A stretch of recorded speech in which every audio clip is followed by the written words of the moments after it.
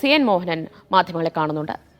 കൂത്താട്ടോളം മുനിസിപ്പാലിറ്റിക്കകത്ത് 2020 തെരഞ്ഞെടുപ്പിൽ ഈ communist party of India മാർക്സിസ്റ്റിൻ്റെ ചിഹ്നമായിട്ടുള്ള അരിവാൾ ചുറ്റിയ നക്ഷത്രം ചിഹ്നം കൊടുത്ത് മത്സരിച്ച് ജയിച്ച ആളാണ് ഈ കലാരാജു. ആ ജയിച്ച ആൾ നമ്മുടെ പാർലമെൻ്ററി പാർട്ടിയുടെ ഭാഗമാണ്. മാത്രമല്ല പാർലമെൻ്ററി പാർട്ടിയുടെ സജീവ പ്രവർത്തകയാണ്. പാർട്ടിയുടെ ബ്രാഞ്ച് സെക്രട്ടറി ആയിരുന്നു. അവരിപ്പോഴും പാർട്ടി മെമ്പറാണ്.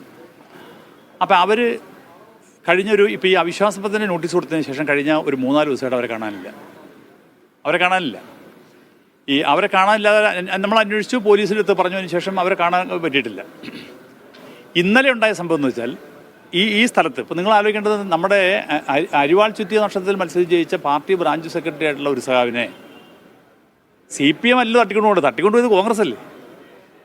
ഇപ്പോൾ നമ്മൾ കോൺഗ്രസിൻ്റെ കൈപ്പത്തി ചിഹ്നത്തിൽ മത്സരിച്ച് ജയിച്ച ഒരാളെ കാണാനില്ല, തട്ടിക്കൊണ്ടുപോയെന്ന് പറഞ്ഞാൽ ശരി, CPMൻ്റെ തല്ലുവിന് വയ്ക്കാം. പക്ഷേ CPMൻ്റെ കൗൺസിലിൽ നിന്നാണ് CPM തട്ടിക്കൊണ്ടു പോകുന്നത്. CPMൻ്റെ ഏരിയ കമ്മിറ്റി എടുക്കുന്ന തീരുമാനം നടപ്പിലാക്കാൻ ബാധ്യതപ്പെട്ട ആളാണ് ആ കൗൺസിലർ. CPMൻ്റെ ജില്ലാ കമ്മിറ്റിയുടെ സെക്രട്ടറി ആരാണോ ആ ആളാണ് വിപ്പ് കൊടുക്കുന്നത്. ആ വിപ്പ് അനുസരിക്കുന്ന തയ്യാറാണ്.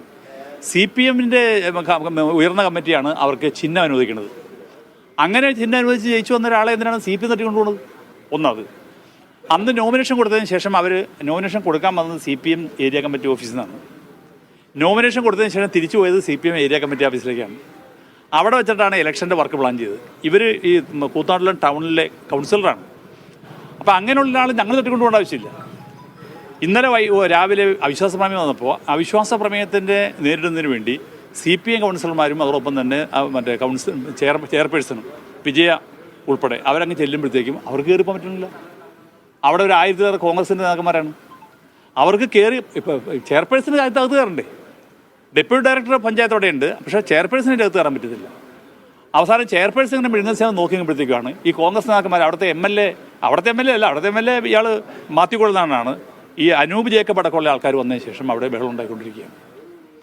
ആ സമയത്ത് ഇവർ വന്നിറങ്ങിയ ശേഷം എന്താ സംഭവിച്ചതെന്ന് എനിക്കറിയില്ല. എന്തായാലും ഒരു കാര്യമുണ്ട്, വന്നിറങ്ങിയതിന് ശേഷം അവർ ഈ ചെയർപേഴ്സൻ്റെ വാഹനമാണെന്ന് ഞാൻ മനസ്സിലാക്കണം, എനിക്ക് കൃത്യമായിട്ട് എനിക്കറിയില്ല. ആ വാഹനത്തിൽ കയറി അവർ പാർട്ടി ഓഫീസിലേക്ക് പോയി. പാർട്ടി ഓഫീസിൽ ചെന്ന് അവിടെ അവർ ഇരുന്ന് സംസാരിച്ചു.